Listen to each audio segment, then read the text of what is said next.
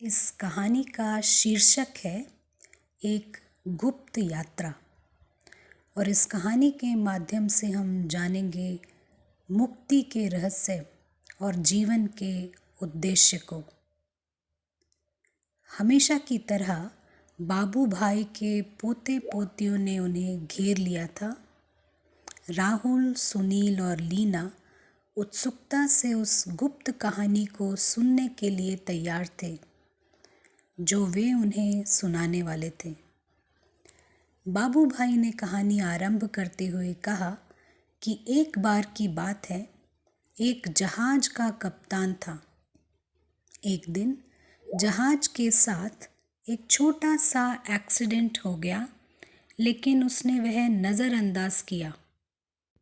परंतु लगभग 1 घंटे बाद निचले डेक पर लौटने पर उसे एक बड़ा लीकेज होते हुए दिखाई दिया। इंजीनियरों की विशेषज्ञ टीम ने उसे ठीक करने की कोशिश की, परंतु वे वहां से पानी अंदर आने को रोक नहीं पाए। जहाज अब डूबने वाला था और किसी को भी आने वाली उस आपदा के बारे में पता नहीं था। कैप्टन ने मुख्य डेक का निरीक्षण किया तो देखा कि सारे ही यात्री खुशियां मना रहे हैं। संगीत, गायन, नृत्य और हंसी से हवा गूंज रही थी। खुशी के उल्लास के बीच कैप्टन ने घोषणा करने में संकोच किया, क्योंकि उसे ऐसा महसूस हुआ कि कोई भी वह बात सुनने के मूड में नहीं था। पार्टी के लिए केक बेक किए जा रहे थे, लोगों को खिलाए गए और उत्सव पूरे जोरों से जारी रहा।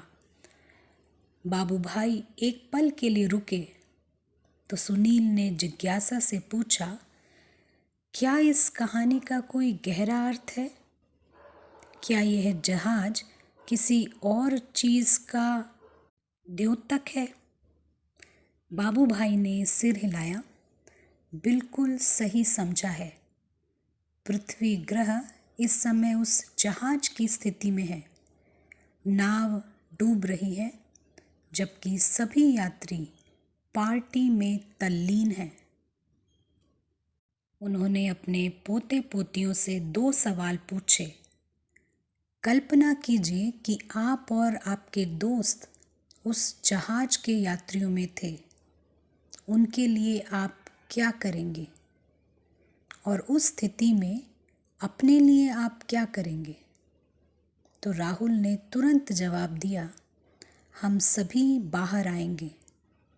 बाबू भाई ने सहमति जताते हुए कहा, बेशक आप दूसरों को और खुद को बचाना चाहेंगे। ऐसे समय केक खिलाना या पार्टी करना प्यार का कार्य नहीं है, बल्कि एक तरह से उन्हें धोखे में रखना है। ऐसी हालत में खास कैबिन में बैठकर आराम करना, सुंदर संगीत सुनना कोई बढ़िया जीवन नहीं कहलाता है, बल्कि वह अज्ञानता का जीवन है। तो लीना ने कहा, मेरी मम्मी आज शाम स्ट्रॉबेरी केक बना रही हैं। सुनील ने पूछा, क्या दूसरों को उपहार देना वास्तविक दुनिया में केक देने के बराबर है? क्या यह भी धोखा देने समान होगा? बाबू भाई ने पुष्टि की। जो कुछ भी डूबती नाव में खुद को या दूसरों को आरामदायक रखता है, वह भ्रामक है। नाव की वास्तविक स्थिति को पहचाने बिना आराम पसंद करना या सब कुछ ठीक महसूस करना अज्ञानता है और वह दुख की ओर ले जाता है। तो सुनील ने पूछा, डूबती नाव से बाहर आना, इसका सही रूप में क्या मतलब है? बाबू भाई ने समझाया, इसके लिए ज़रूरी है कि बड़ा नक्शा देखा जाए। अधूरे और सीमित दृष्टिकोण से इसे समझा नहीं सकते। सुनील ने पूछा, क्या बड़ा नक्शा देखना मुश्किल है? बाबू भाई ने उत्तर दिया, यह कठिन हो सकता है, क्योंकि बड़े नक्शे में दृश्य और अदृश्य दोनों शामिल हैं। बड़ी तस्वीर देखने के लिए आध्यात्मिक समझ की आवश्यकता होती है। आध्यात्मिक दृष्टि से व्यक्ति दृश्य और अदृश्य को मिलाकर संपूर्ण चित्र देखता है। इस चित्र में केवल नाव ही दिखाई देती है, असली यात्री स्वयं अदृश्य हैं। उन्होंने एक चित्र बनाकर दर्शाया, ये अदृश्य यात्री अदृश्य घर है, परे की दुनिया के हैं। यह भौतिक विश्व किसी का घर नहीं है। नाव यात्रियों के रहने का स्थान नहीं होता है। नाव किसी का घर नहीं है। शरीर अदृश्य यात्रियों की ड्रेस मात्र है। जब हम इस प्रकार की आध्यात्मिक दृष्टि से देखते हैं तो यह स्पष्ट हो जाता है कि हमें केवल ड्रेस को नहीं बल्कि अदृश्य यात्रियों को भी बचाने की ज़रूरत है। सुनील ने पूछा, क्या कोई चीज़ इन अदृश्य यात्रियों को कभी नुकसान पहुंचा सकती है? तो लीना ने कहा, मेरी मम्मी ने मुझे बताया था कि मरने के बाद आत्माएं स्वर्ग में जाती हैं। तो बाबू भाई ने गंभीरता से कहा, अदृश्य यात्री अपनी समस्याएं खुद पैदा कर सकते हैं। उन्हें स्वतंत्र रहने और नाव से बाहर निकलने में सक्षम होने की आवश्यकता है, लेकिन वे अनजाने में खुद को डूबते जहाज से बांध लेते हैं। लीना ने कहा, खुद को बांधते हैं? यह अजीब है। तो बाबू भाई ने आगे कहा, हर समय जब उनके विचार भौतिक दुनिया से जुड़े हुए सांसारिक और साधारण होते हैं, वे डूबती नाव में बंधे होते हैं। जैसे ही वे नाव के भीतर वस्तुओं के साथ नए लगाव बनाते हैं, वे नए बंधन बनाते हैं। इस प्रकार वे डूबते जहाज पर गांठ लगाकर खुद को बांध रहे होते हैं। व्यसन और आसक्तियों से भरा जीवन जटिल दोहरी गांठें बनाता है। काम वासना भी दोहरी गांठें बनाती है। इसका मतलब है कि अंतिम समय में भले ही उन्हें एहसास हो जाएगा कि उन्हें बाहर आने की ज़रूरत है, वे गांठें वहाँ से भागने में रुकावट बन जाती हैं।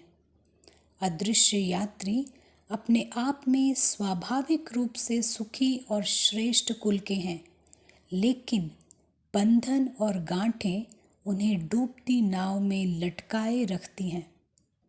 यह स्पष्ट हो जाता है कि इसका एकमात्र कारण ही बंधन है।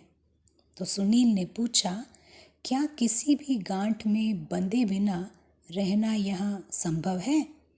तो बाबू भाई ने उत्तर दिया, एक प्रबुद्ध व्यक्ति कभी धोखा नहीं खाएगा। नाव के साथ क्या हो रहा है, इसकी गहन जागरूकता वह रखता है। संपूर्ण नक्शे की समझ के कारण और आध्यात्मिक दृष्टि के कारण वह स्वयं कौन है और नाव से परे की उसकी दुनिया की स्मृति में रहता है। वह कालातीत यानी टाइमलेसनेस होने के अनुभव को बुद्धि से समझ सकता है। वह अपने साथी यात्रियों के प्रति गहरा स्नेह रखता है। वह खुद किसी भी वस्तु से बंधन नहीं बनाता और दूसरों का डूबती नाव के साथ गांठों से बंधना उसे पूरी तरह से बेतुका लगता है। तो लीना ने पूछा, सच्चे जीवन में डूबती नाव से कोई कैसे बाहर आ सकता है? बाबू भाई ने बताया, हर बार जब वह आध्यात्मिक दृष्टि का उपयोग करता है तो उसके बाहर आने की संभावनाओं को वह बढ़ाता है। हर बार वह परे के परम घर को याद करता है तो वह नाव से बाहर आने की दिशा में बढ़ता है। हर बार जब वह जागता है और महसूस करता है कि वह इस नाव और शरीर में अदृश्य यात्री है, तो यह जागने जैसा है और वह नाव से बाहर आता है। हर बार वह खुद को भौतिक दुनिया में एक मेहमान और शरीर सहित आसपास की हर वस्तु का एक अल्पकालिक ट्रस्टी मानता है। वह डूबती नाव से बाहर आ रहा है। उसका परम मित्र जो सदैव बंधनों से मुक्त रहता है, जब भी वह उसे याद करता है तो वह नाव से बाहर आ जाता है। इस प्रकार अलग अलग प्रैक्टिस से आगे कदम बढ़ा सकते हैं। ये प्रैक्टिस एक दूसरे की पूरक हैं, जो यात्रियों को गांठें खोलने में मदद करती हैं और यात्रा में उन्हें स्वतंत्रता की ओर बढ़ने में योगदान देती हैं।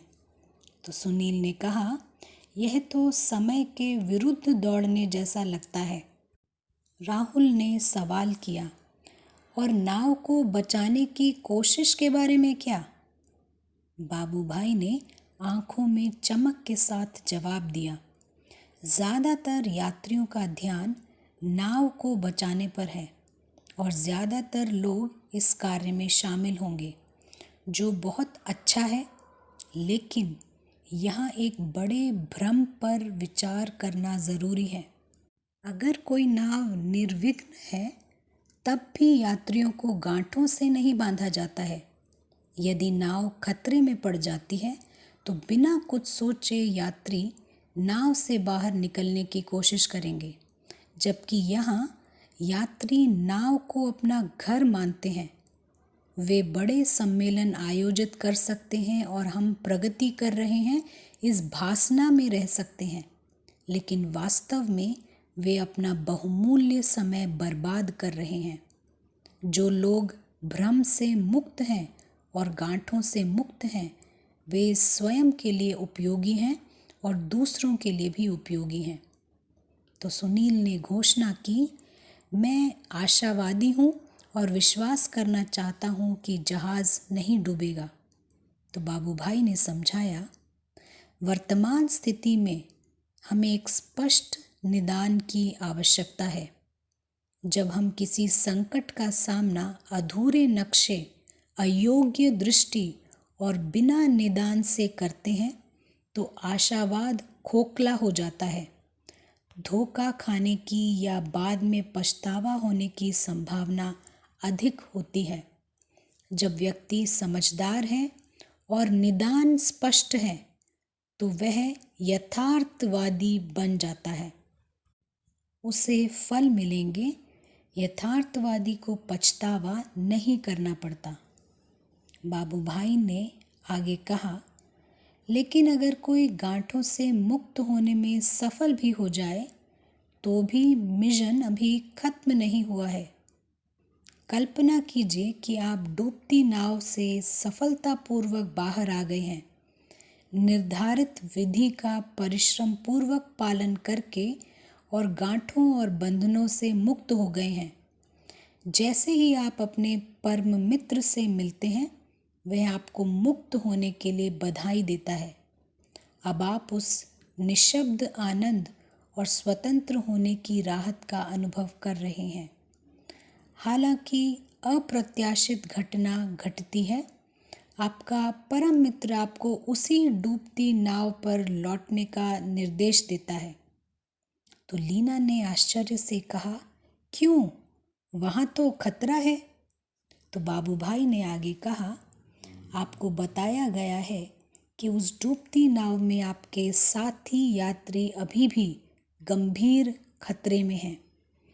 स्वयं स्वतंत्र होने के अनुभवी होने कारण आप दूसरों को सुरक्षा की दिशा में मार्गदर्शन करने के लिए सही व्यक्ति हैं। आपसे कहा गया है, उसी नाव में वापस जाओ। आपका समय और संसाधन अब इस मिशन के लिए इस्तेमाल करो, लेकिन ध्यान रहे कि आप हमेशा निकास यानी एग्जिट के पास रहो। जब अंतिम सीटी बजती है तो आपको वापस वहाँ से उड़ने के लिए हमेशा तैयार रहना चाहिए। अब आप उसी डूबती हुई नाव में वापस जाते हैं, लेकिन एक अवतार के रूप में, एक श्रेष्ठ वृत्ति के साथ। भौतिक दुनिया से मुक्ति पाने के बाद अदृश्य यात्री को उसी दुनिया, उसी शहर, उसी परिवार, उसी शरीर और उसी नौकरी में वापस भेज दिया जाता है, लेकिन एक दिव्यता के साथ में। शरीर सहित हर वस्तु के प्रति आपकी वृत्ति ट्रस्टी होने की है। नाव में कुछ भी किसी भी यात्री का नहीं हो सकता। एक अवतार के रूप में आपका मिशन स्पष्ट है, अन्य साथी यात्रियों को स्वतंत्र और सुरक्षित होने के लिए मदद करना। सुनील ने पूछा, वह शरीर निर्वाह कैसे करता है? उदाहरण के लिए, क्या वह नौकरी करेगा? तो बाबू भाई ने बताया, यदि वह कोई नौकरी करता है तो वह शरीर की आजीविका के लिए और अपने उच्चतम कार्य में मदद करने हेतु होगी। वह उसकी गुप्त मिशन, जो उसका वास्तविक कार्य है, उसके प्रति सचेत होगा। खाना खाते समय भी उसका दृष्टिकोण यही होगा कि वह शरीर को मिशन के लिए उपयोग करने में सक्षम बना रहा है। परम मित्र 2 चेतावनियां देता है। सबसे पहले, निकास द्वार के करीब रहें। दूसरा, पार्टी में शामिल ना हो। लीना ने सोचा, नाव और यात्रियों का आखिरी में क्या होगा? बाबू भाई ने निष्कर्ष दिया, दृश्य और अदृश्य की कहानी अभी हमारे सामने चल रही है। एक तरफ बचाव के लिए आई हुई रस्सियां मैं देख रहा हूँ और दूसरी तरफ फ्रेश बने हुए केक की सुगंध भी महसूस कर रहा हूँ। बचाव के लिए मिशन और पार्टी दोनों ही अंत तक जारी रहेगी। आगे क्या है? अधिक जानने के लिए स्क्रीन पर आने वाले इस वेबसाइट पर आप देख सकते हैं। धन्यवाद।